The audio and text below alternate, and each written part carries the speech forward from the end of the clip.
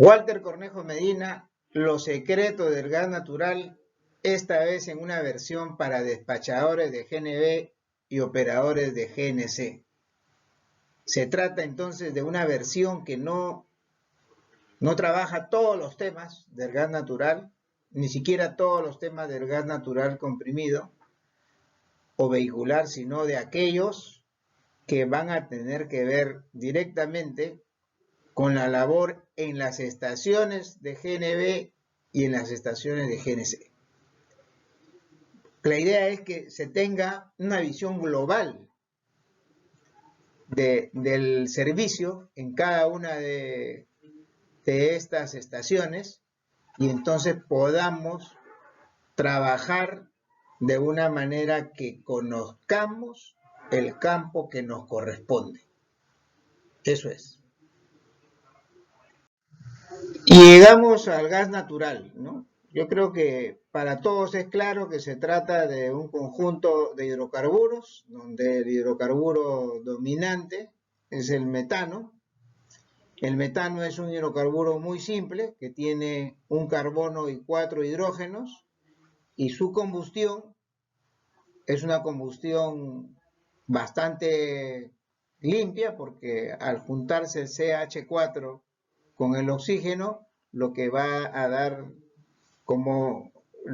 lugar como residuos al CO2 y el agua.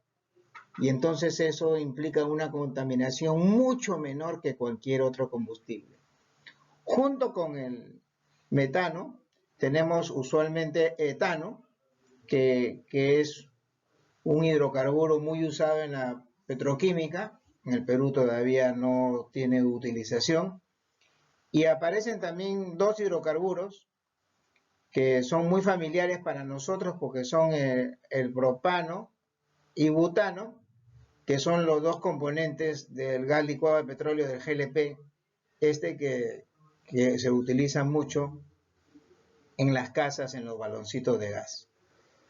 Además de estos hidrocarburos, suelen presentarse dentro del gas natural los que le llamamos pentano más.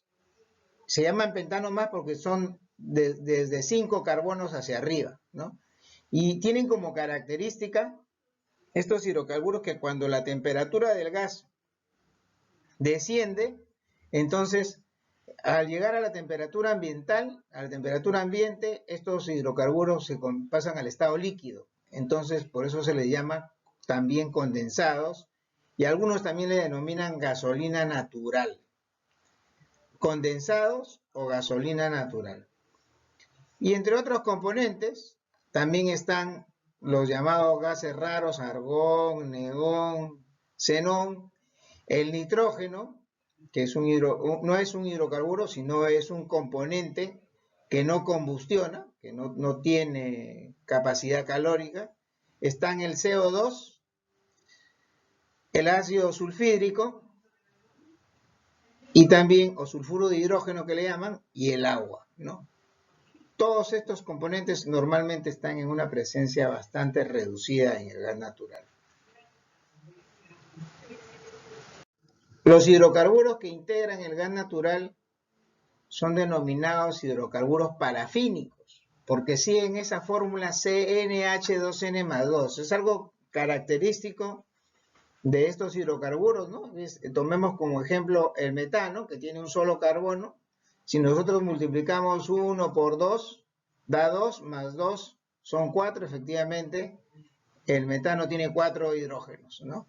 Si nosotros tomamos otro hidrocarburo, ¿no? Por ejemplo, butano, y el butano tiene 4 carbonos, multiplicamos 4 por 2, 8, más 2, 10 carbonos. Entonces acá dieron 4, acá dan 10 hidrógenos, ¿no? Cosa que puede ser claramente explicada por esta fórmula de estos hidrocarburos. Ahora, aquí la mayoría de los gases naturales contienen al menos los primeros 4 y algunos pentano más, que depende de la riqueza del gas natural, para que tenga menor o mayor cantidad de estos pentanos más. A menudo decimos que el gas natural es el menos contaminante. No es limpio, el gas natural también contamina, ¿no? Y aquí lo explicamos, como ya lo hemos mencionado antes, el metano reacciona con el oxígeno del aire, se produce la combustión y al final de la combustión quedan como residuos el CO2 y el agua. Evidentemente el agua no es un contaminante, pero el CO2 sí es un contaminante.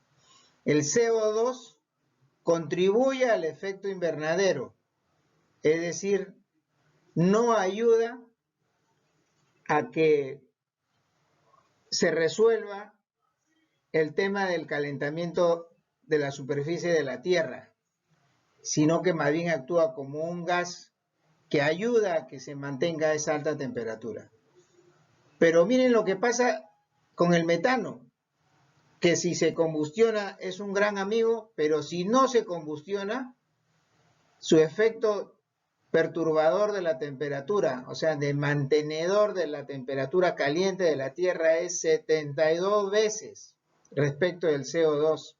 Es decir, es mucho más pernicioso emitir el metano sin quemar. Entonces es mejor siempre el metano quemarlo, reinyectarlo, pero jamás ventearlo porque el perjuicio que se le genera a la Tierra por el calentamiento global es muy severo. Y tenemos por otra parte el petróleo y sus derivados. En el proceso de refinación del petróleo también aparecen gases. Aparece el gas propano y el gas butano. Y precisamente a ambos se les conoce como GLP, gas licuado de petróleo. Luego, los demás hidrocarburos que derivan del petróleo, todos tienen como el pentano más de 5 carbonos. Entonces encontramos la gasolina de 5 a 9 carbonos, el querosene, cuyo uso actual es muy específico, es de 10 a 14 carbonos. Tenemos el petróleo diésel, muy utilizado en la generación de electricidad, así como también en la industria automotriz. Y tenemos acá finalmente al petróleo residual, denominado también fuel oil, que tiene muchísimos carbonos, de 25 a 35 carbonos. Ojo que el petróleo no viene solo. El petróleo trae impurezas y también trae gas natural. Ese gas natural que viene con el petróleo se denomina gas natural asociado. Y este gas natural asociado tiene como propiedad que se produce siempre que se produzca petróleo en un determinado pozo. Si un campo deja de producir petróleo, también deja de producir el gas natural. Entonces, su producción está condicionada a la producción de petróleo. No así sucede con estos pozos como el de Camisea, que son pozos exclusivos de gas natural y que no dependen de la producción de petróleo. Eso lo mismo sucede con Aguaitía. En este caso se trata de gas natural no asociado.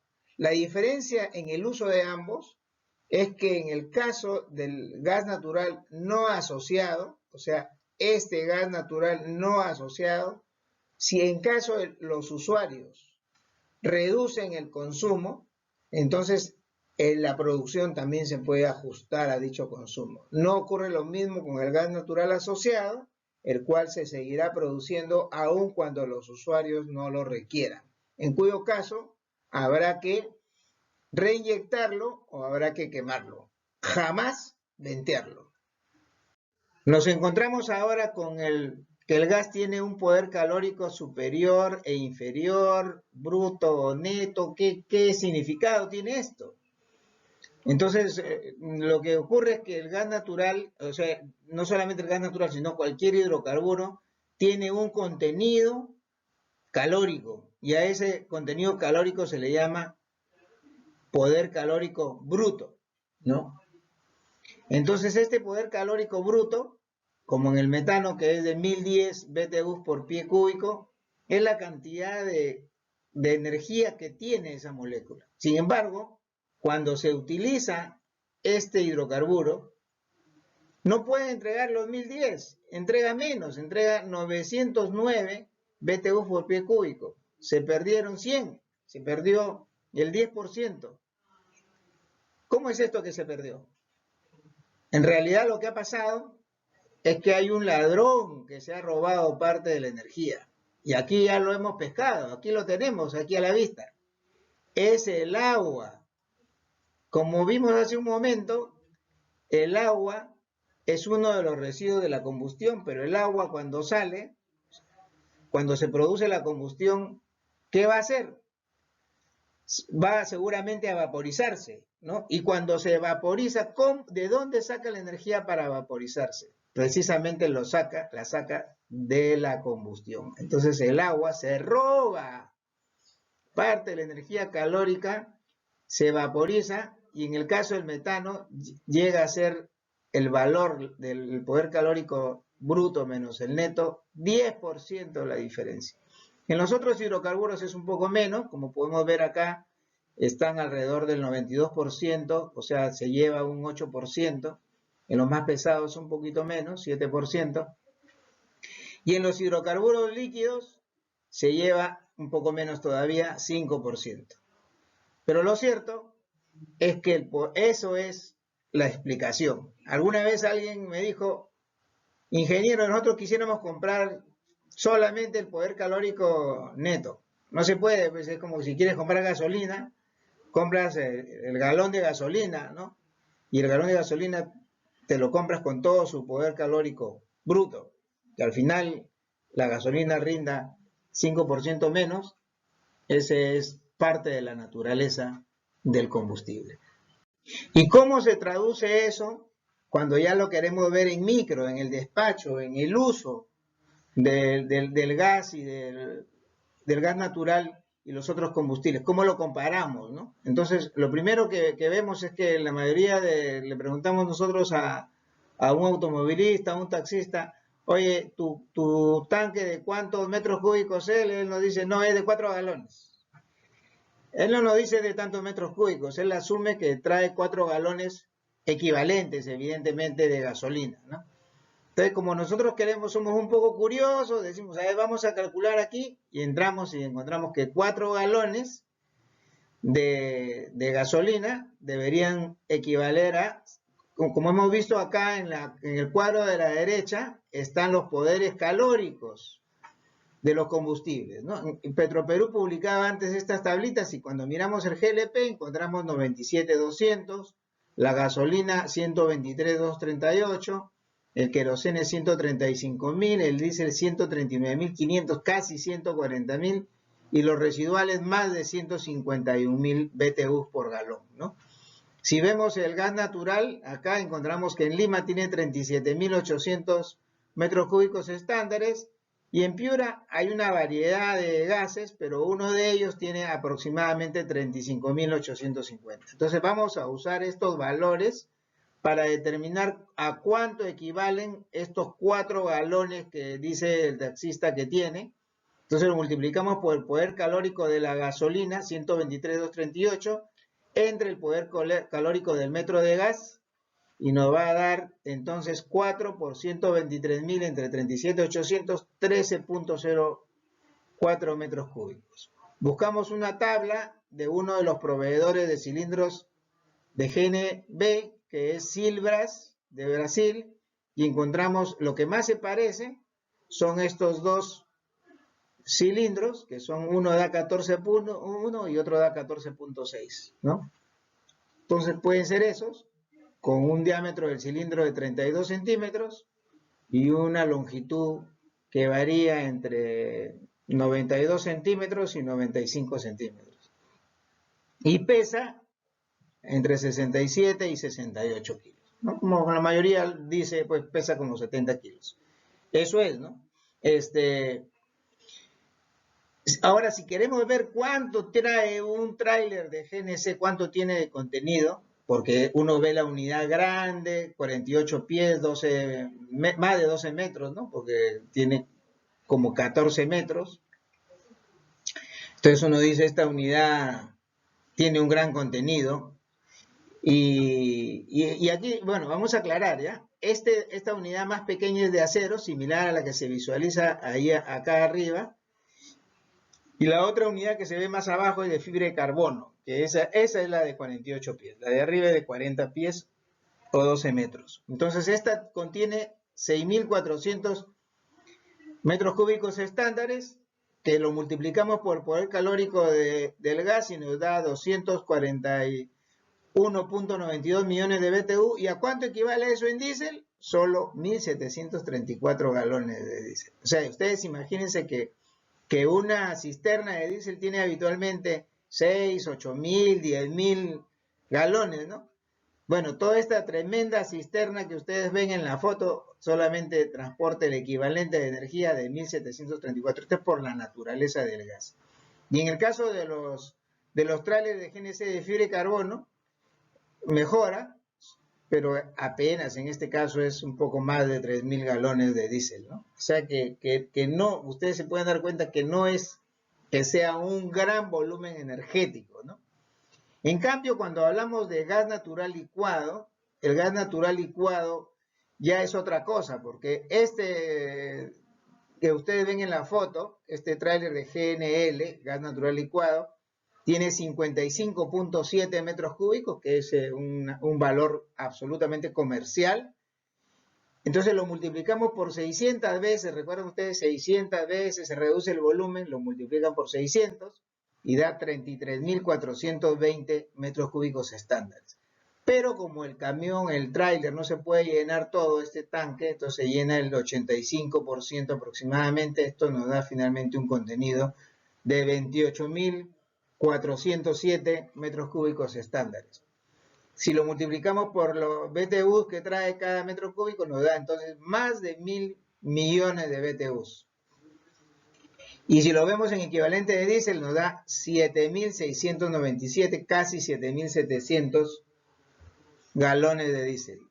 Si lo quisiéramos ver en galones de GNL, aquí ya la multiplicación es distinta porque los 595.7 metros cúbicos, un metro cúbico tiene 1.000 litros, nos da 55.700 litros, dividimos entre 3.785 y nos va a dar galones, 14.700 galones de gas natural licuado. Miren, interesantísimo. 14.700 galones de GNL dan 7.700 galones de diésel. Para que vean ustedes el poder calórico muy importante que tiene el diésel. Y ahora vamos a evaluar la competitividad del gas natural. Efectivamente, el gas natural es extremadamente competitivo con respecto a la gasolina. Sin embargo, ahora tiene un competidor muy interesante que es el GLP. Entonces, si nosotros queremos analizar cuál es ese nivel de competitividad, nos fijamos por aquí en una lista de precios de Petroperú, que es del 22 de septiembre. Esta lista de precios incluye impuestos. Tiene dos valores para el GLP, GLP-E y GLP-G. E se refiere al envasado y G es a granel y es el que corresponde a todos los demás usos que no son los usos residenciales. Entonces nos corresponde para una estación de servicios tomar este valor, 2.6904, pero eso está por kilo. Y nosotros lo quisiéramos tener por galón para poder hacer una comparación más limpia. Entonces, ¿qué hacemos? Averiguamos la densidad de GLP, 0.58 kilos por litro. Un galón tiene 3.785 litros. Lo multiplicamos por este valor, nos da 2.195 kilos por galón. Y ya está. Ya podemos multiplicar los precios y lo que vamos a tener, como los precios de Petroperú incluyen impuestos, 5 soles 90 por galón, incluido el IGB. Le quitamos el IGB dividiéndolo entre 1.18 y luego lo dividimos entre 3.31, que es el tipo de cambio, y esto nos queda como 1.515 dólares por galón. ¿Para qué hacemos esto? Dirán ustedes, ¿para qué lo llevas al dólar? Lo llevamos al dólar para que aplicándole el poder calórico que tiene el GLP, que es 97.200, o sea, dividimos ese 1.515 dólares por galón entre 97.200 BTU que tiene el galón, y nos va a quedar un peso por BTU, el cual al llevarlo a multiplicarlo por 1.000.000 nos da el precio de un 15.59 dólares por millón de BTU. ¿Y por qué hacemos esto? Porque la mayoría de los precios del gas son referidos al dólar por millón de BTU. Y así vamos a poder hacer una comparación. Por ejemplo, dicen, ¿cuánto cuesta el gas en Lima para las industrias? 5.50 dólares por millón de BTU. ¿Cuánto cuesta el gas natural comprimido? 10 dólares el millón de BTU. Como ven aquí, este precio ya resulta con baja competitividad con respecto del gas natural. Pero veamos ahora en su uso automotriz, que es donde muchas veces se confunden los usuarios, ¿no? Y aquí hemos puesto un ejemplo poniendo que el precio del GLP y el precio del GNB aparecen en una pizarra como si fueran iguales. Dice 1.55 por litro, dice 1.55 por metro cúbico. Entonces llega nuestro amigo el taxista y dice, están iguales los dos. Pero eso no es verdad.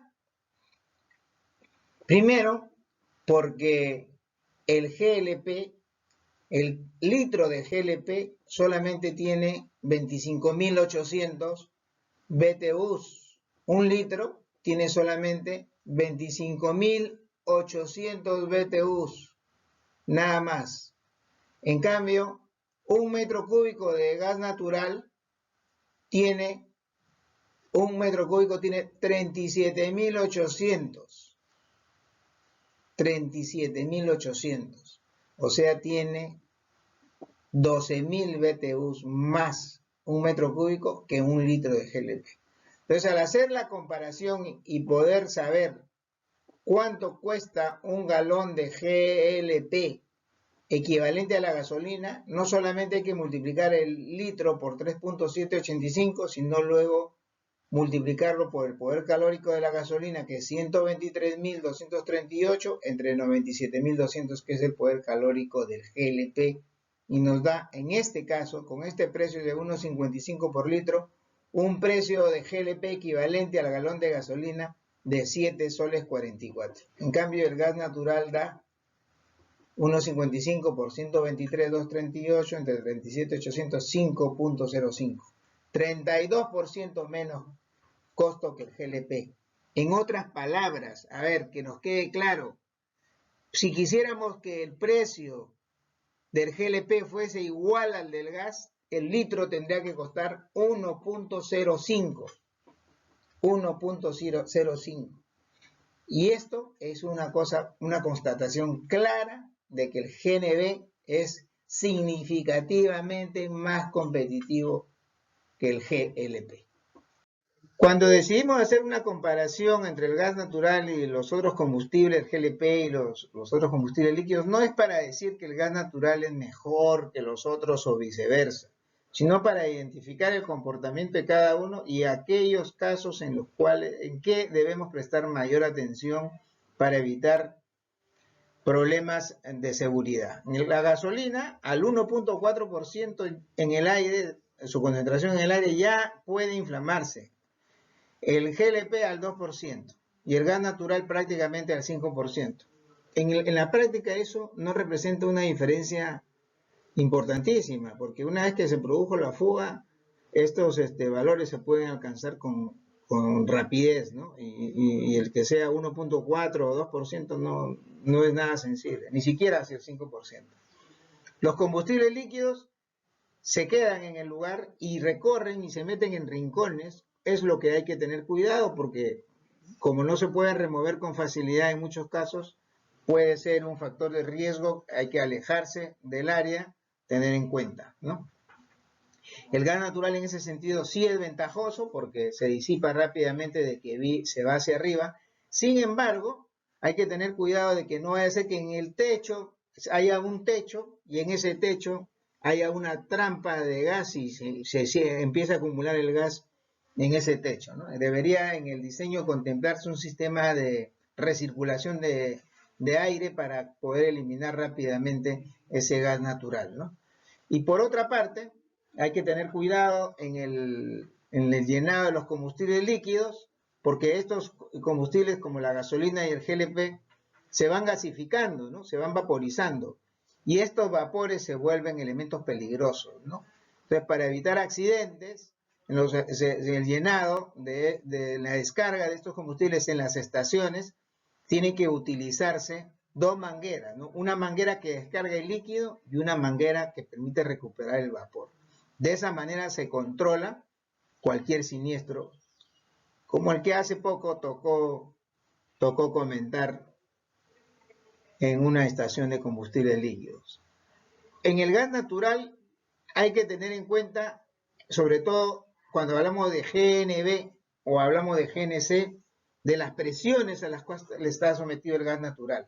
El gas natural está sometido a presiones tan altas como 200, 250 bares, y entonces, ¿dónde están contenidos ese gas con esas presiones? En cilindros de acero o de fibra de carbono. Pero en estos cilindros, ¿cómo garantizamos que estén en buen estado? Tienen que inspeccionarse regularmente, ¿no? La norma establece para algunos casos, cada 5 años, y en otros las inspecciones son cada 3 años, ¿no? Son más frecuentes. Todo eso tenemos que respetar si queremos evitar tener un siniestro por alta presión. Y el otro elemento tiene que ver con los siniestros que podrían ser por fugas, en el caso del gas natural, y ahí lo que importa es tener un sistema de parada de emergencia correcto, que tenga los botones de emergencia, los detectores de gas y que las válvulas automáticas de cierre automático estén en buen estado. Con esos tres elementos se puede controlar con facilidad el gas natural. Los incendios no se van a controlar porque haya más extintores, porque haya agua, menos. Es porque funciona bien el sistema de parada de emergencia. Así que mucho. ¿Cuáles son las diferencias y similitudes entre el GNB y el GNC? Al GNB técnicamente lo regula la norma técnica 111.019, GNC la 111.031. La presión máxima de operación de GNB es 200 bares y de GNC es de 250. En realidad acá debería decir presión máxima de operación. En el GNB se trabaja con cantidades menores, en GNC granel, son cantidades mucho mayores. En GNB se habla de un llenado de 8 metros cúbicos en cada vez, en el GNC se habla de llenados de 6.000, 7.000, 10.000, 11.000 metros cúbicos en cada vez, ¿no? El llenado en GNB se hace con boquillas GNB1 de bajo caudal o GNB2 de alto caudal, ¿no? Que son en general livianas. En el GNC se usa también en la boquilla de GNB2, pero son más usuales las conexiones rápidas Hansen o Parker, ¿no? Las mangueras en general de GNB son de menor a 1 pulgada, pero las de GNC sí son de 1 pulgada por lo menos. En GNB hay una parada de emergencia por cada dispensador, acá debería haber una por cada poste de carga. Los vehículos que se llenan con GNB están censados por el Sistema Nacional de Carga, el que uno le llaman sistema COFIDE, pero eso no existe en el GNC, no es oficial al menos, y si algunas empresas lo tienen es porque lo han decidido tener de manera privada. El despachador de GNB, muy importante, es completamente visible este despachador. Este despachador de GNB es la cara de la estación. Muchas transacciones en el día, muchas personas con las cuales tiene que lidiar este despachador. Son tantas maniobras como transacciones. Hay que hacer una facturación por vez. Bueno, boleta o factura, pero es una por vez.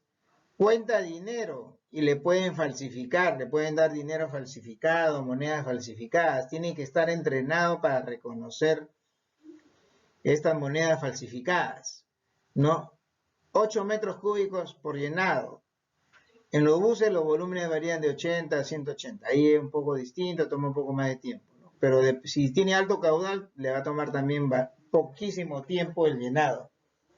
Los clientes siempre están ansiosos de que lo despachen rápido, ¿no? Esperan que sea rápido. Pero esto no solamente no depende de él, sino depende del compresor y a veces de la boquilla del vehículo del cliente, que es pequeña. Un bus, por ejemplo, con una boquilla pequeña va a tomarle muchísimo tiempo, como 25 minutos. Tiene que además persuadir para que salgan los pasajeros del auto del bus y a veces algunos pasajeros se resisten. Tiene que cuidar que los buses no partan antes de ser desconectados, porque si no pueden romper la manguera o inclusive el equipo dispensador. Entonces, una de las medidas preventivas que se utiliza es la vuelta del gallo. Este es un caso característico de un accidente por jalón del dispensador, ¿no? La persona que está conduciendo se olvida de que está conectada, que aún no le han hecho el ticket o que aún no pagó, y sin embargo sale y felizmente existe un dispositivo en los dispensadores que se llama el dispositivo pull away, gracias al cual en muchos casos no se produce ningún daño, ni en la manguera ni en el dispensador. Pero en otros casos sí se llega a producir este daño y es muy severo. ¿Cómo prevenimos los accidentes, no? Una de las formas es usando la vuelta del gallo. ¿En qué consiste la vuelta del gallo? Consiste en que el despachador le da vuelta a todo el vehículo, ¿no? De tal manera de que verifica de que no exista ninguna conexión. Acá se puede ver la vista de planta, ¿no? Le da vuelta al bus completamente y verifica que no esté conectado. Unos piensan que es una cosa inútil, pero ¿cuántas veces esta vuelta del gallo ha salvado de que el bus parta porque el chofer se distrae? Lo llamaron de su casa, se olvidó de que estaba conectado, sale disparado y se lleva la manguera. Si está bien la válvula pull away, se desprende y no pasa nada, pero si no está bien o funcionó deficientemente, se jala el dispensador y se genera un tremendo daño a la estación, que que no siempre es sencillo, porque las estaciones no es que tengan numerosos postes o dispensadores para buses. ¿Y cómo es una estación de gas? ¿Cómo es que es el circuito del gas en una estación? El gas se entrega en una válvula, que normalmente está en un buzón que está a la entrada, en la vereda, digamos, de la estación. Ahí llega el distribuidor. Y luego de ahí viene una tubería que va hasta la EFM, a la estación de filtración y medición. Esta tubería se llama la AIE, el accesorio AIE, accesorio de ingreso a la estación. Llega entonces a la estación de filtración y de ahí se va al compresor que está en un recinto especial. La EFM está en un recinto de la EFM y el compresor junto con su almacenamiento están en lo que le llaman la RCA, ¿no? Que está acá, el recinto de compresión y almacenamiento.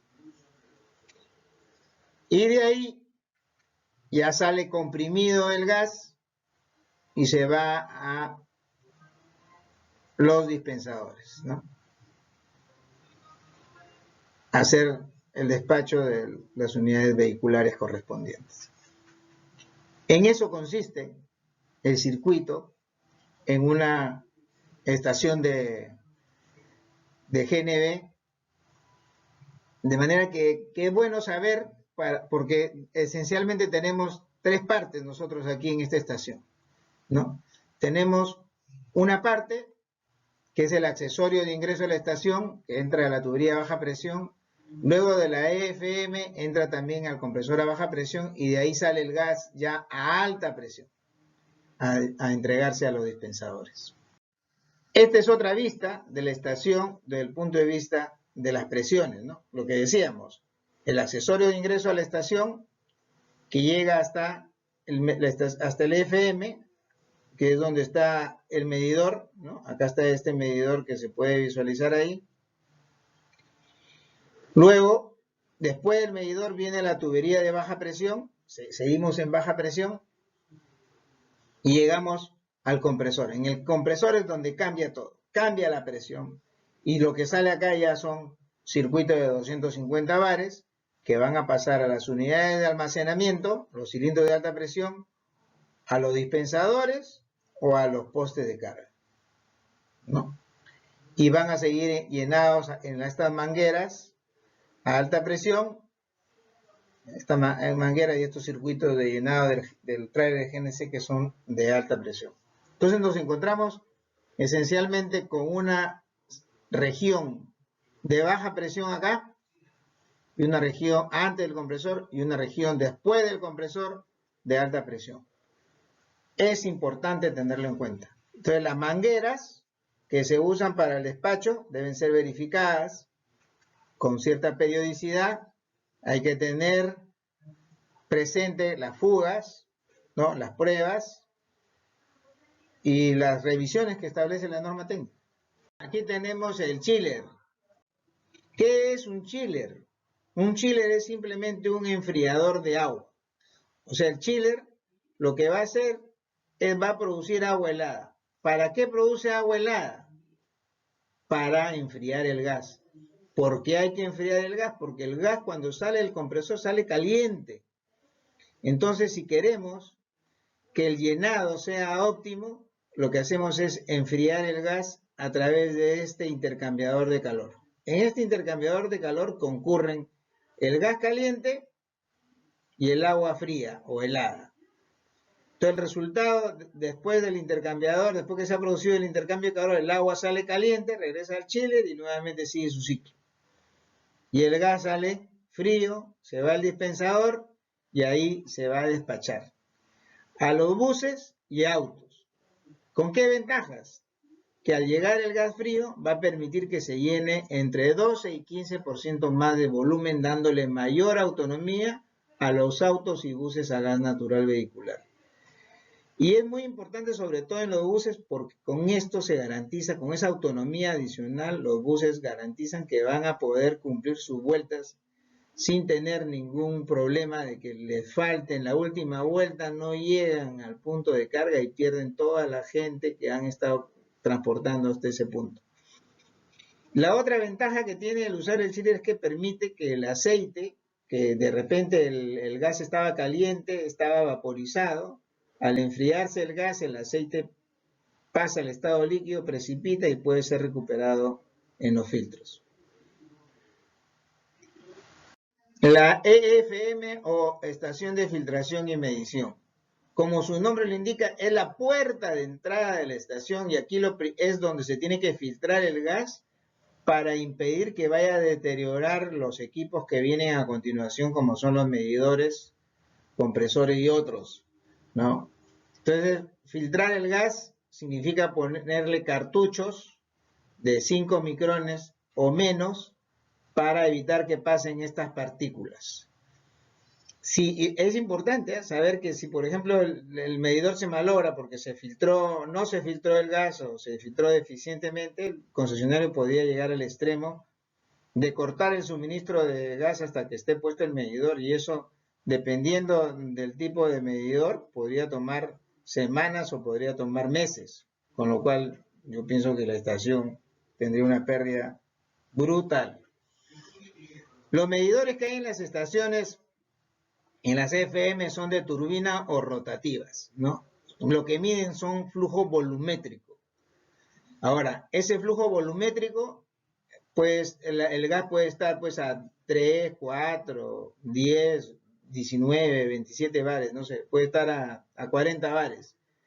Entonces, eso no es ni la presión, eso no es la presión estándar, que es una atmósfera, pero tampoco el gas lo va a encontrar a la temperatura estándar de 15.5 grados. Casi siempre el gas lo va a encontrar a mucha mayor presión y a una temperatura distinta. Así que para poder llevarlo, transformarlo a los metros cúbicos estándares, entonces hay que ponerle una unidad digital al costado del medidor, que es lo que le llaman la unidad correctora. Esta convierte los metros cúbicos reales en metros cúbicos estándares.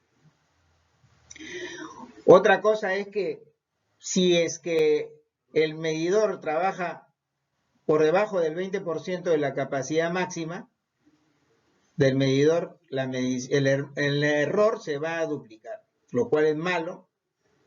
Para uno de los dos, es para la estación o para el concesionario, pero el medidor debería de trabajar por encima del 20% de la capacidad máxima. Siempre en el medidor hay que estar chequeando, mirando cómo están los parámetros de presión y temperatura. ¿Por qué? Porque la unidad digital, que es la supuesta unidad para corregir el volumen del medidor y llevarlo a metros cúbicos estándares, digamos, toma su data de un termómetro digital y de un medidor de presión digital que se conocen o se habla de que están conectados directamente a esta unidad con transmisores de presión y transmisores de temperatura. Porque si difieren significativamente del manómetro analógico y del termómetro que están puestos muy cerca de esta unidad, entonces significa que hay un problema, porque uno está malogrado, descalibrado, y entonces hay que rectificar y corregir esa situación. Entonces es algo en lo cual hay que prestar atención, porque es lo que nos puede garantizar que no se produzcan malas cobranzas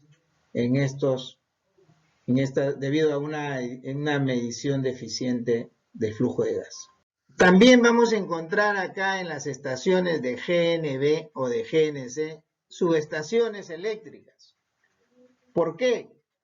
Porque cuando se trata de combustibles líquidos, una estación puede trabajar quizás con 30 kilovatios o alrededor de ese valor, pero cuando se trata ya de estaciones que usan compresores, los compresores normalmente toman mucha mayor energía. Estamos hablando de 200 kilovatios o más. Entonces ya la energía se va a recibir en media tensión, ¿no? Se va a recibir entre 10.000 y 27.000 voltios. Y recién después se mete a un transformador y se le baja el voltaje a 440 voltios para los compresores y chiller, otros equipos, y a 220 voltios para la iluminación, para los dispensadores, para las bombas que haya en la estación, ¿no? Entonces, siempre hay esta subestación que tiene una celda de llegada, que es la que tiene la que recibe la energía en media tensión, pasa al transformador, que es el que va a cambiar los voltajes de los 10.000 a 27.000 voltios hasta los 440 y 220 voltios, y luego ya va a los tableros, ¿no? Normalmente van a haber dos tableros, uno de 220 y uno de 440 voltios. Esta estación tiene que ser mantenida adecuadamente, tienen que desarrollarse los mantenimientos que correspondan al año, y las inspecciones que haya que hacer durante el año para evitar que se produzcan mal funcionamiento o inclusive algún deterioro de algún componente y no sea detectado a tiempo. ¿Cómo son los vehículos de GNB que van a ser atendidos en la estación, ¿no? Tienen un tanque de almacenamiento, que es un cilindro de gas natural vehicular. Desde ahí tiene una tubería que lleva el gas natural vehicular hasta la reguladora de presión. En esta reguladora de presión se le baja la presión tan alta que llega hasta 200 bares en el tanque, hasta 2 a 10 bares como presión referencial. El gas luego es mezclado con el aire e ingresa al motor, ¿no? Entonces, lo que vamos a encontrar como otros elementos importantes de este sistema son las electroválvulas, que son las que pueden cortar el flujo en razones de seguridad. El conmutador, que es el que hace que pase de gas a gasolina o viceversa. Y el variador de avance, que permite regular el ángulo de encendido de la chispa para que haya una combustión adecuada del gas natural y no haya ningún problema a la hora de obtenerle la potencia correcta. Bueno, la otra parte importante en esta exposición que tenemos relativa a los vehículos de gas natural es que ¿dónde se desarrolla finalmente el llenado de los vehículos, de los autos? Es por acá, por la parte delantera. Se levanta el capot y por acá va a estar un detector del chip para verificar que el vehículo puede recibir el gas natural, y también la unidad de llenado donde va a sentar el dispositivo de llenado que usa el despachador. Los dispensadores. Bueno, en las estaciones de servicio tenemos dos tipos de dispensadores: los dispensadores de bajo caudal y los de alto caudal. Los de bajo caudal pues son los más comunes y son los que se utilizan para la carga de automóviles y de mototaxis, y que en la parte interna tienen tuberías relativamente pequeñas de hasta 3 octavos de diámetro. Es suficiente para llenar autos porque se llenan rápidamente, con 3 minutos suficiente. No es conveniente para llenar buses, pero hay buses que todavía tienen estas boquillas pequeñas que se utilizaban al comienzo cuando recién empezó el llenado de GNV, y que pueden demorar, si se usan ese tipo de boquillas, hasta 25 minutos, ¿no? Entonces, para los buses es recomendable usar los dispensadores de alto caudal, donde las tuberías internas son mayores y permite llenar un bus en 7-8 minutos, ¿no? Entonces, la forma del display es muy sencillo. Aparece en los metros cúbicos cargados, el precio por metro cúbico y el total en soles, ¿no? Hay que tener en cuenta lo siguiente, y es importante porque el despachador es bueno que lo sepa, como lo deberían de saber todos los que trabajan en una estación de GNV, ¿no? Que el medidor que mide, que está en los dispensadores, no es un medidor de volumen, sino es un medidor másico. Másico significa que mide masa, que pesa el gas. Entonces lo que da son kilos por minuto o kilos por hora. Sin embargo, estos dispensadores tienen una computadora, y esta computadora permite que a la hora de recibir lo que llaman el setting o el seteo, para hablarlo en peruano, de los parámetros de trabajo, permite que le ingresemos la densidad del gas. La densidad del gas significa los kilos por metro cúbico que pese el gas. Entonces, como el medidor está pesando kilos, con eso hace la traducción de kilos a metros cúbicos. Es importante porque cada vez que se hace la calibración de un medidor, de un dispensador, debería de modificarse la densidad para ajustarla a la del momento, ¿no? De esa manera, entonces se va a tener una correspondencia entre el medidor con el cual mide el ingreso de gas a la estación, que es un medidor del tipo turbina o rotativo, que mide flujos, con este medidor que es másico, pero que bien ingresada la densidad va a tener entonces una correspondencia en las mediciones y el error va a ser mínimo. El despacho de GNV. Welcome. To get your PIN and begin fueling, review these instructions. For safe fueling, please turn off your engine. Do not smoke. Remove the dust cap. Take the fueling nozzle off its holder. Align the arrows so they point toward each other. Put the nozzle over the fuel receptacle, push in, and rotate the arrow so it points away. You will feel the nozzle lock on. Insert your fleet card or credit card. Follow the instructions on the screen. When the payment is authorized, lift the dispenser handle to begin fueling. When the fill is complete, lower the handle to turn the dispenser off. To disconnect the fueling nozzle, firmly hold the nozzle and slowly rotate the handle 90 degrees. Continue the rotation until the arrows on the nozzle again point toward each other and the nozzle is released. You may hear a slight release of pressure when the nozzle is unlocked. Return the fueling nozzle to its hold. Replace the dust cap on the receptacle. In case of an emergency, such as a large leak, press the emergency shutdown button. Hitting the red button will stop the flow of gas to the entire station. A fire extinguisher is available if necessary. If there is any threat of fire, call 911 immediately. To confirm that you watched and understand the instructions for safe fueling, please enter yes. A PIN number will be issued for fueling. If you did not understand the video and you would like to replay it, press no. Write down the PIN number for faster fueling next time you fuel at an NGV station. Safety reminders. Natural gas is a safe fuel when handled properly. It is non-toxic. In case of a leak, natural gas quickly rises and dissipates.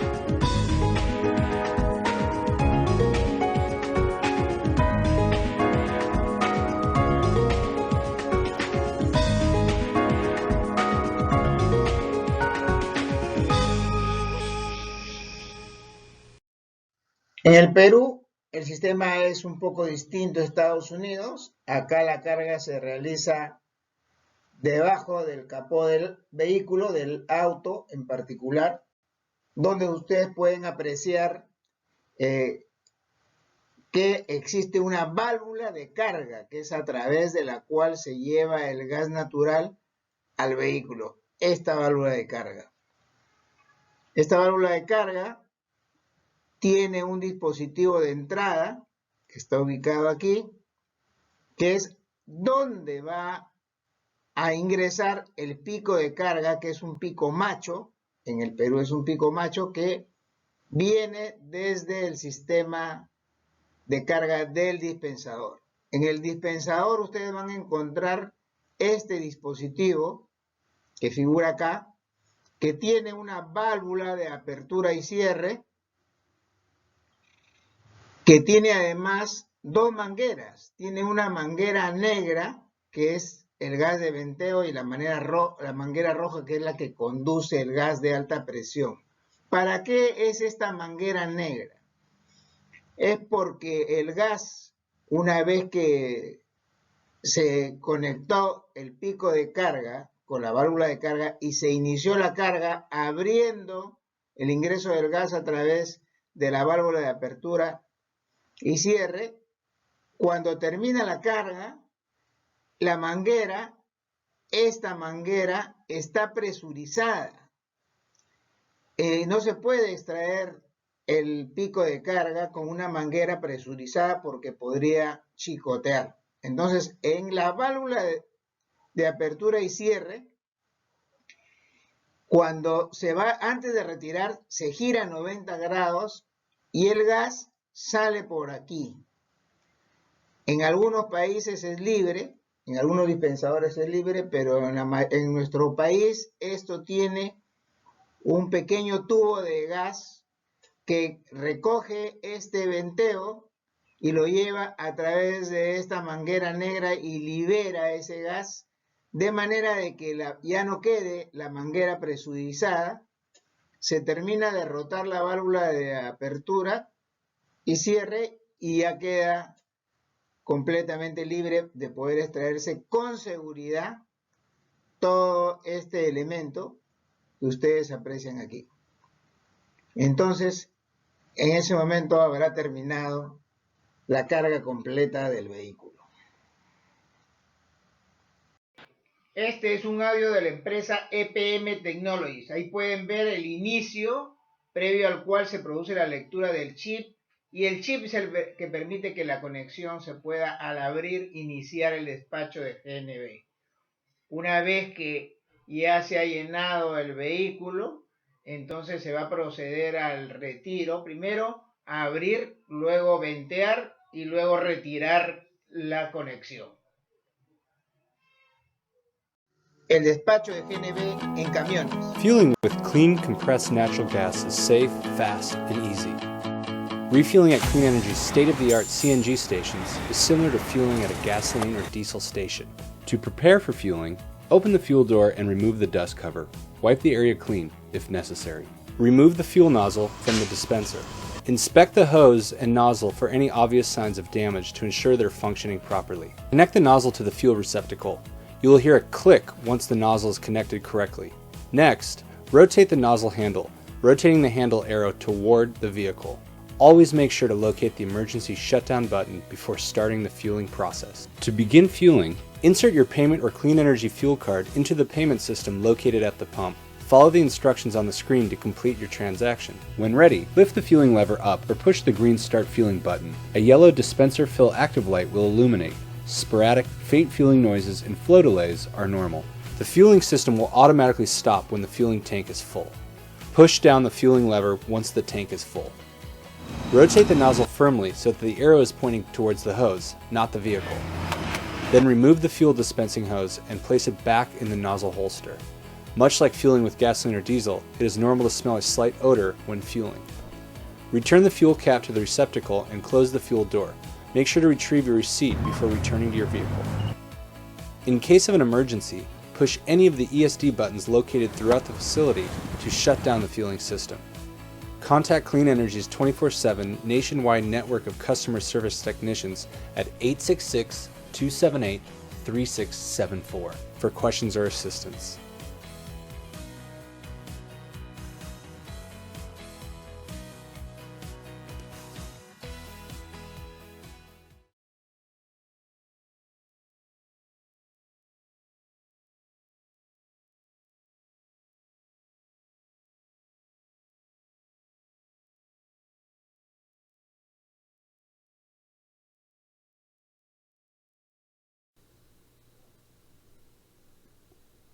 (866-278-3674) 1-866-278-3674. Veamos aquí algunos criterios de economía en las estaciones. Primero, referido al medidor de los que hay en los dispensadores, que es un medidor másico. Los dispensadores deben calibrarse semestralmente, pero no solo debe contrastarse con el patrón de medición, sino también verificar la densidad. Muy importante. Un error en la densidad puede llevar a pérdida de dinero o la afectación indebida de clientes. Otro es la temperatura del gas. En estos ventiladores que están en la parte superior en la parte superior de los compresores, estos ventiladores deben mantenerse limpios. Cuando no están limpios, cuando no se ejecuta por descuido, simplemente lo que ocurre es que no rota apropiadamente, no efectúa el enfriamiento correctamente, y lo que va a generar es que se caliente el gas más, no va a refrigerar bien, y eso va a afectar el llenado. Es un efecto contrario al del chiller, ¿no? El chiller enfría y este más bien produce el calentamiento, y esto genera menores ventas. Y otro elemento en las subestaciones están los bancos de condensadores, ¿no? Entonces estos bancos de condensadores, de repente se quema un condensador y aparece luego en el recibo, aparece que el cobro de energía reactiva, y eso es dinero que se va. Entonces estos condensadores deben estar chequeados frecuentemente y corregir la situación de inmediato, porque si no vienen los egresos de dinero. Hay cosas que debe saber el operador de estaciones. Debe saber que el sistema de parada de emergencia debe funcionar siempre, y él tiene que estar haciendo las verificaciones que correspondan con el equipo de mantenimiento, ¿no? Entonces, esta es una simulación que tiene que hacerse cada cierto tiempo para verificar que funcione. las válvulas, si uno nota que alguna válvula no está trabajando bien, hay que hacerlo saber, porque es parte integrante del sistema de parada de emergencia, o el hecho de que se produce alguna anomalía, entonces, ¿qué hacen algunos? Le ponen una cinta adhesiva a la unidad detectora, ¿no? Pero eso, que uno dije, lo hemos puesto de manera urgente, nada más para continuar trabajando, se olvidan y ya no trabajan un día, 2 días, sino se vuelve una costumbre. Entonces, mucho cuidado con eso. Otro elemento fundamental es el hecho de que en GNB y en GNC se trabaja con presiones altas. Entonces hay que verificar que los componentes siempre estén en buen estado y notificar apenas se detecte alguna fuga.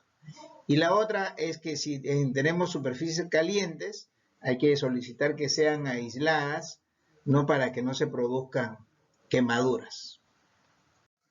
Las fugas, ¿no? Las fugas son de repente algo que aparecen en las estaciones y uno las nota muy rápidamente porque en las estaciones se trabaja con altas presiones. Cuando se produce una fuga, lo que ocurre es que el gas está a alta presión y afuera en el ambiente la presión es la presión atmosférica. Esa diferencia de presiones tan altas genera el llamado efecto Joule-Thomson, ¿no? Este efecto Joule-Thomson es un efecto que implica que se caiga la temperatura cuando se produce una fuga, porque el efecto Joule-Thomson se explica que apenas se produce un cambio de presiones muy alto, se produce también una caída de temperatura muy alta, ¿no? Entonces, lo que ocurre es que el aire que hay en la ciudad, sobre todo en la costa peruana, tiene mucha humedad, mucha agua. Entonces, este aire, estando alrededor de la unión, donde se ha producido la fuga, o de la rotura donde se ha producido la fuga, entonces ahí lo que ocurre es que esa agua condensa y se forma hielo, y aparece un fenómeno como el que ustedes pueden apreciar ahí. Dentro de las causas posibles de fuga, existen varios elementos, ¿no? Pero, por ejemplo, están hay una vibración exagerada en el compresor y esa vibración es la que genera el aflojamiento, ¿no?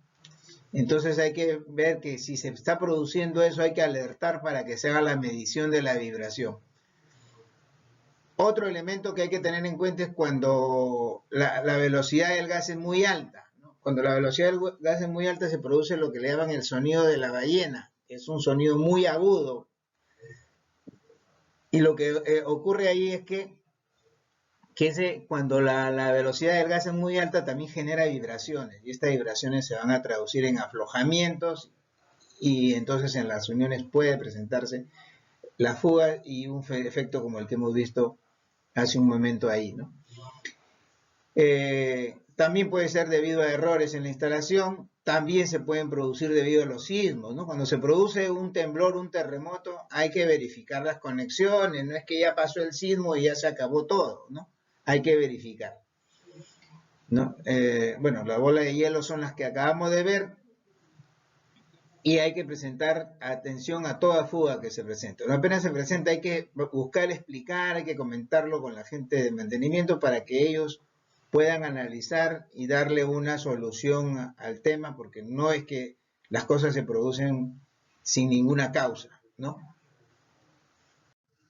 Otro elemento interesante es el Sistema Nacional de Carga, ¿no? Que nosotros mayormente lo conocen como Sistema COFIDE, que tiene sus reportes, ¿no? Muy particulares. Entonces, se puede obtener los volúmenes por turno, se puede determinar dónde están las horas pico, y para que a esas horas se acentúe la atención, los despachadores a esa hora se concentran en esas actividades de despacho, porque a otras horas van a poder concentrarse en otras actividades de limpieza u otras, ¿no? Hay que programar bien las cosas.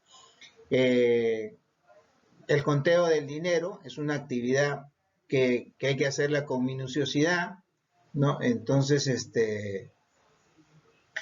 hay que hacerlo con concentración, evitar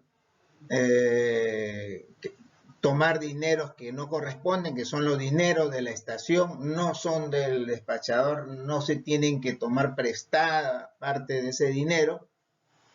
La otra es que también las estaciones deben contar con seguridad, ¿no? Es importante, porque hay horas críticas de mucha toma de dinero, aunque no sean cantidades muy elevadas, porque el dinero siempre se está guardando en la caja fuerte, y para eso está el sistema de colección de dinero que se hace con algunas de las empresas Prosegur y otras, ¿no?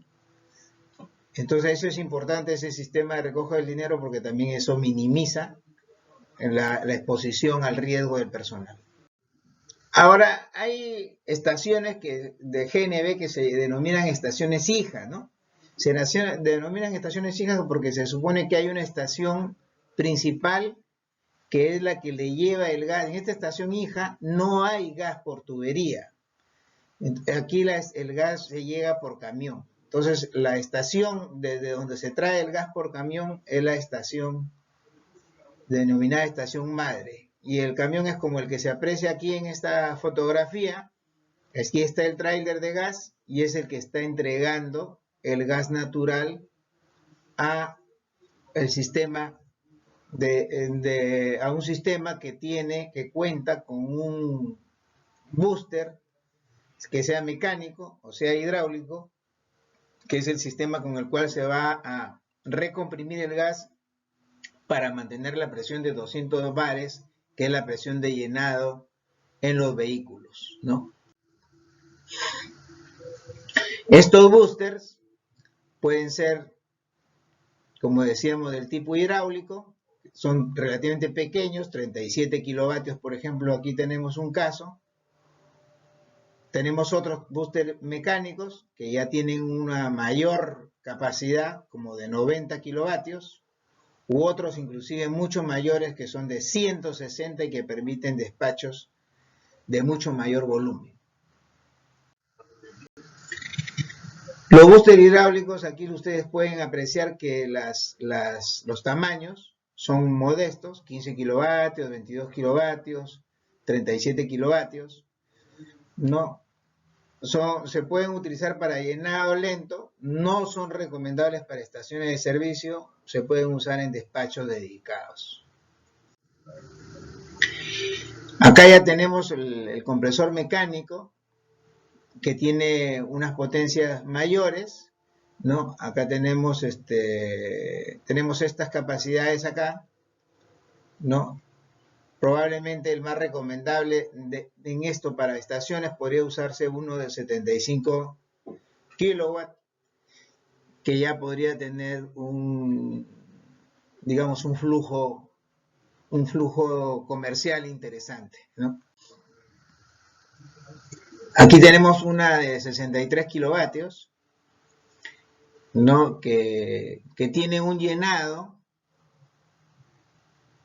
que empieza cuando llega a la unidad con 200 bares, ¿no? Empieza acá a llenar con 1100 metros cúbicos por hora.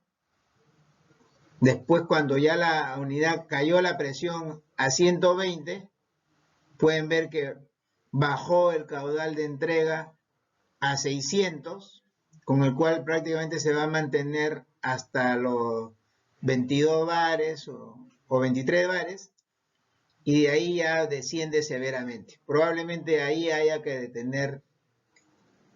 cambiar de tráiler, de camión, porque si no el despacho va a ser muy lento, y eso hace de que la gente, los taxistas, los automovilistas se alejen de una estación que llena demasiado lento. Entonces, mejor es en ese punto, aquí, en 23 bares, tal como acá está mencionado, ¿no? Ya acá el compresor ya entra con capacidades muy bajas, ¿no? Acá tenemos un compresor mecánico, un booster mecánico de 86 kilowatts, que aquí empieza cuando está la presión en 200 bares, está el despacho de 1700 metros cúbicos hora.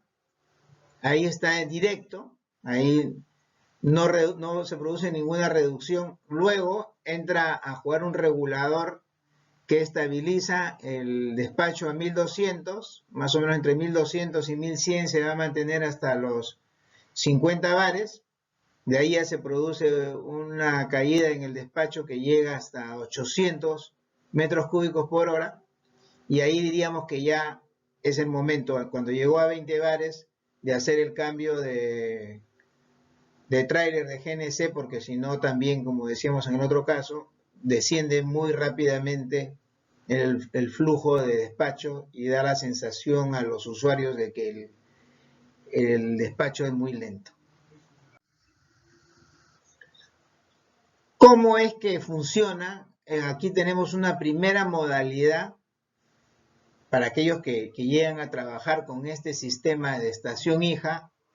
No, aquí solamente, aquí tenemos el despacho se realiza combinando lo que le llaman la cascada dentro de la estación, que son, aquí hay unos cilindros que se han dedicado para alta presión, que son estos morados, y los de media presión, que son los rojos, ¿no? Y el que hace de baja presión es el mismo camión que está puesto acá, ¿no? El mismo tráiler de GNC, que en este caso le va a servir al despacho del GNB. Entonces, lo primero que ocurre es que cuando empieza el despacho, empieza directo desde el camión, empieza directo hasta que se nivela con la presión que tiene el cilindro del vehículo.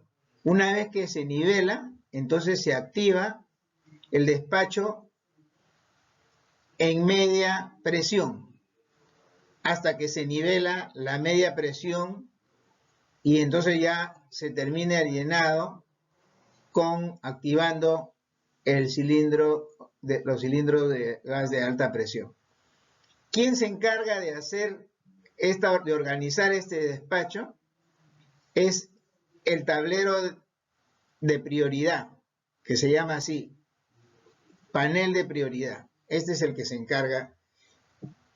Y una vez que ya terminó de llenarse el vehículo, este mismo tablero organiza las cosas para que el gas que está en el camión no se vaya al compresor y del compresor cargue de nuevo estos cilindros en alta y media presión.